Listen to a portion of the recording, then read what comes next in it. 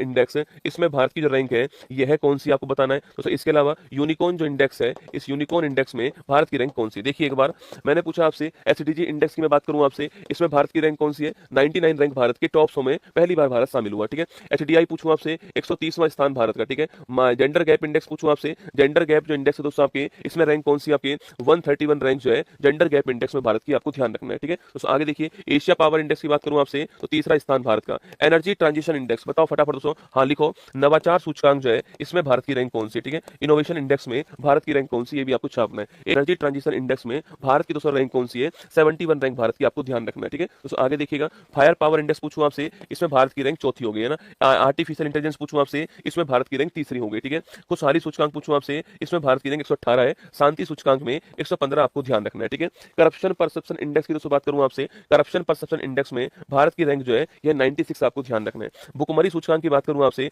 भारत की जो रैंक है आपकी 102वीं जो है ये भारत की रैंक है, आपको ध्यान रखना है, ठीक है।